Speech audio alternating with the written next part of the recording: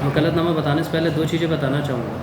पहली, एक आवेदक होता है और सेकेंडली एक वकील होता है, एडवोकेट। वकालतनामा में आवेदक वो पार्टी बनता है और एडवोकेट को हायर करता है, देन वकालतनामा यूज होता है। इट मीन्स आवेदक और वकील के द्वारा ही वकालतनामा का यूज किया जाता है। It is clear. मेरा नाम अरविंद कुमार मिश्रा एडवोकेट है। मैं कानपुर बार एसोसिएशन में लगभग 3 साल से मैं विधि व्यवसाय कर रहा हूँ। आज का टॉपिक वकालतनामा और पर्चा एडवोकेट है। कैसे सिंपल तरीके से वकालतनामा और पर्चा एडवोकेट को भरा जाए, ये मैं सिंपली आपको बताता हूँ और विद सेक्शन के द्वारा इसको मैं आपको बताता हूँ कि कैसे भरा जाए। वकालतनामा, इसकी डेफिनीशन वेलफेयर फंड्स स्टैम्प में सेक्शन 2U में इसकी डेफिनीशन डिफाइन की गई है। एडवोकेट अधिनियम 1961 में वकालतनामा को आवेदक का एक सहमति पत्र बताया गया है।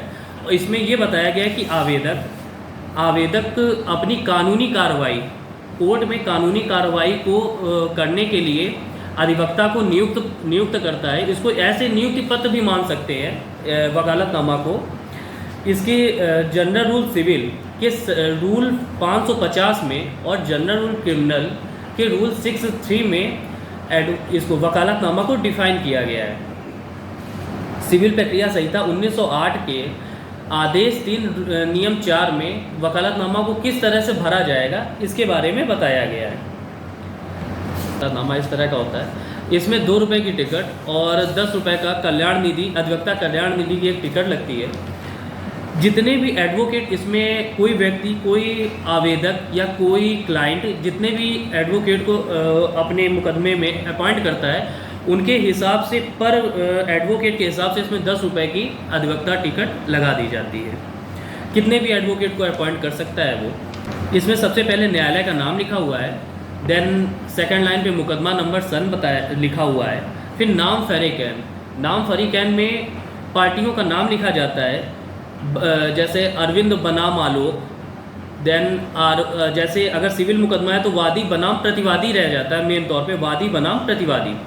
इसके बाद अगर कोई क्रिमिनल मुकदमा होता है तो उसमें पार्टी, अगर FIR है तो पार्टी सरकार होती है, तो सरकार बनाम अरविंद हो जाता है।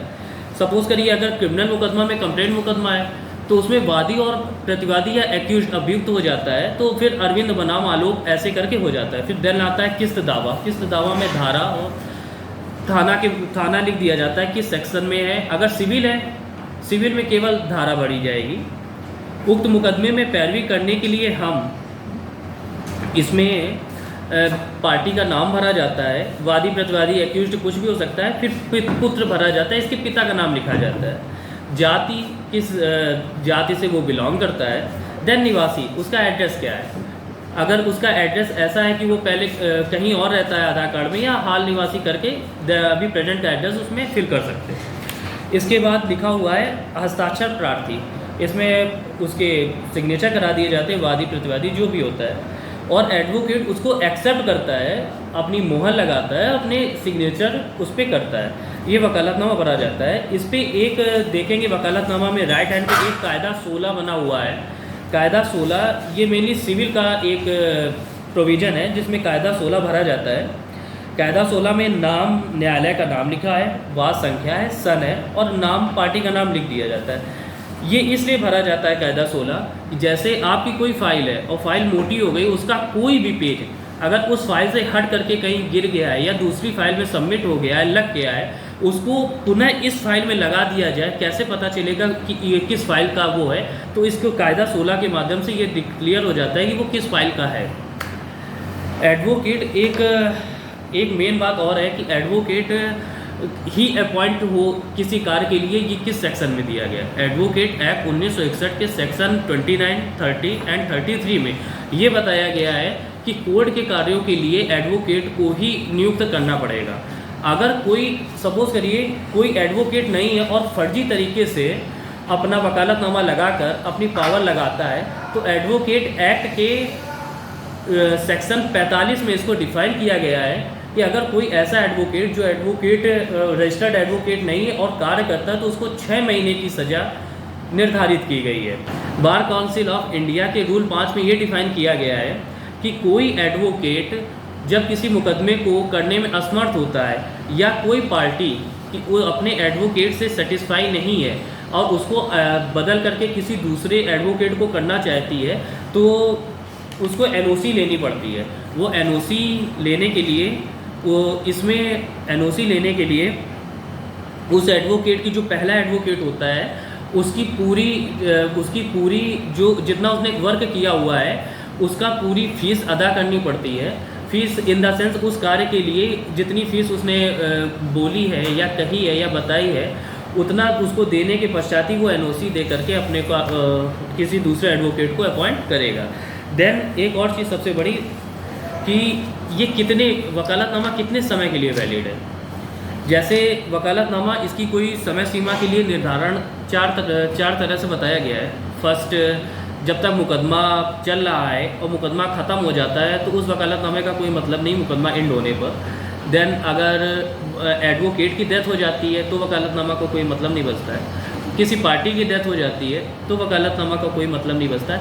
या कोई पार्टी, कोई आवेदक अपने वकील को हटा करके किसी दूसरे वकील को अपॉइंट करती है तो पहले वाले वकालतनामा का कोई मतलब नहीं बचता है। देन सेकंड, अगर कोई भी एडवोकेट अपना वकालतनामा उस पार्टी के लिए काम करने से मना कर देता है, कहता है किसी दूसरे से करा लो, तो उस वकालतनामा का कोई मतलब तब नहीं है जो अगर वो रद्द कर देता है। देन अब आते हैं पर्चा एडवोकेट पे। पर्चा एडवोकेट, अच्छा सबसे बड़ी चीज़ वकालतनामा और पर्चा एडवोकेट में डिफरेंस क्या है। वकालतनामा ये पर्चा एडवोकेट मेन तौर पे क्रिमिनल में यूज होता है। मेन तौर पे क्या, फाइनली केवल क्रिमिनल में ही यूज होता है। और जब कोई अभियुक्त जेल में होता है तभी पर्चा एडवोकेट को यूज किया जाता है। अगर कोई एक्यूज्ड जेल में है और वो बाहर आकर के पुनः उस फाइल में जब अपीयर होगा तो पर्चा एडवोकेट की जगह वकालतनामा लगा करके ही उस फाइल में फिर रिप्रेजेंट होगा। पर्चा एडवोकेट में कैसे भरते हैं इसको बताते हैं। इसमें भी वकालतनामा की तरह ही कॉलम बने हुए हैं। इस तरह से होता है पर्चा एडवोकेट। और इसमें भी न्यायालय का नाम सबसे पहले आता है, माननीय न्यायालय फला फला कानपुर नगर। नंबर अभियोग आता है, मुकदमा नंबर, मुकदमा अपराध संख्या, सन आ जाता है, जुर्म दफ़ा में धारा आ जाती है, थाना आ जाता है, नाम वादी या प्रार्थी या अपीलांट, इसमें सरकार बनाम हो जाएगा। या अगर वादी और प्रतिवादी कंप्लेंट मुकदमा है तो अरविंद बनाम फला हो जाएगा। जैसे नाम प्रतिवादी या अपराधी या अभियोगी आता है तो सरकार बनाम अरविंद हुआ या अरविंद बनाम आलोक हुआ, तो ये आ जाता है। मिन जानिब मुसम्मी, इसमें किसके लिए हम आए हैं उसका नाम भर दिया जाता है, नाम और पुत्र का नाम भर दिया जाता है। हस्ताक्षर, एडवोकेट के हस्ताक्षर हो जाते हैं। इसमें सबसे लास्ट में लिखा हुआ है हस्ताक्षर मुहर्रिर। इसमें कोर्ट मुहर्रिर के सिग्नेचर होने मस्ट होते हैं। कोई भी एक्यूज्ड जेल में है इसके बारे में पूरे कोर्ट परिसर में हमें बताने वाला लीगली तौर पे एक ही व्यक्ति होता है, कोर्ट मुहर्रिर, जो ये बताता है कि कौन व्यक्ति ये एक्यूज्ड जेल में है या नहीं। तो इसमें इसका सिग्नेचर होना मस्ट होता है। मेरे हिसाब से तो इसमें कंप्लीट हो गया। और किसी का कोई क्वेश्चन हो तो आप प्लीज़। एक वकालतनामा में कितने लोग एडवोकेट अपॉइंट हो सकते हैं? एक वकालतनामा में कितने भी हो सकते हैं, लेकिन इसमें एक टिकट लगती है अधिवक्ता कल्याण निधि की। अगर उस अधिवक्ता कल्याण निधि की टिकट को हम बढ़ाते जाएंगे और एडवोकेट को बढ़ाते जाएंगे, उसमें कितने भी अपॉइंट हम कर सकते हैं। कहाँ डिफाइन है वकालतनामा? वेलफेयर फंड स्टैम्प के सेक्शन 2U में वकालतनामा की परिभाषा दी गई है। और इसमें जनरल रूल सिविल और जनरल रूल क्रिमिनल के सेक्शन 550 रूल 550 और रूल 6563 में इसके बारे में बताया गया है कि वकालतनामा कैसे भरते हैं, और इस बारे में ये बताया गया। कितने की कोर्ट फीस लगती है? इसमें कोर्ट फीस 2 रुपये की लगती है। कहाँ से मिलती है? हाँ, वकालतनामा कहाँ से मिलेगा? सभी जिलों के बार एसोसिएशन और लॉयर्स एसोसिएशन में वकालतनामा मिलेगा और वहाँ से ऑथराइज्ड होगा, वहाँ की मुहर लगी होगी, वहाँ से वकालतनामा उपलब्ध हो जाएगा। अधिवक्ता कल्याण निधि क्या है?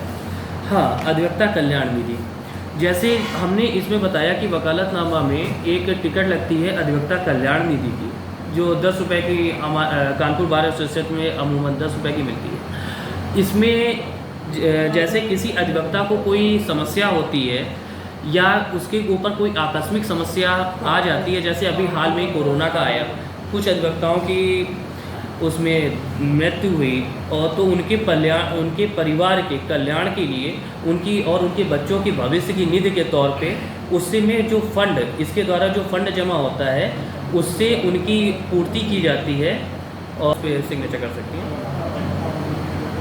कायदा 16 क्या है वकालतनामा? हाँ, वकालतनामा के राइट बताया कि वकालतनामा ये है वकालतनामा। इसके राइट तरफ देखिए एक कॉलम बना हुआ है छोटा सा, जिसमें इसको कायदा 16 कहते हैं। कायदा 16 में सबसे पहले न्यायालय का नाम लिखा हुआ है, वाद संख्या, सन और नाम लिखा हुआ है। नाम का मतलब हो गया पार्टी नेम। ये मेन तौर पे सिविल मुकदमों में बनता है।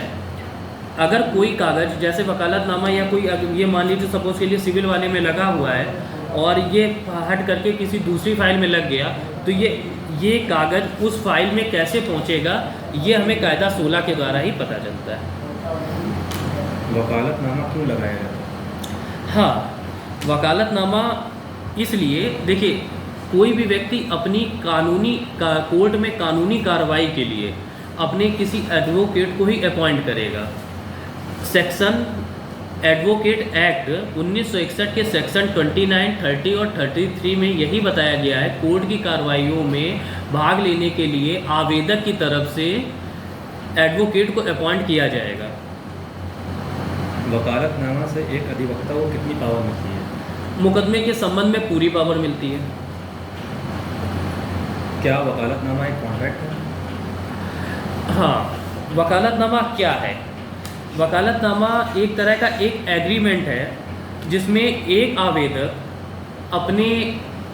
अपने एडवोकेट को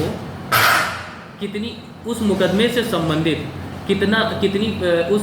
संबंधित सभी पावर देता है। जैसे इसमें वकालतनामा में लास्ट में लिखा हुआ है, हम उक्त वकील साहब को उनकी फीस निश्चित करने के बाद उपरोक्त अधिकार देते हुए अपना वकील नियुक्त करते हैं और इकरार हूँ जो कुछ कार्य वकील साहब इस मुकदमे के संबंध में करेंगे वह हमारा किया हुआ समझा जाएगा, हमें स्वीकार होगा।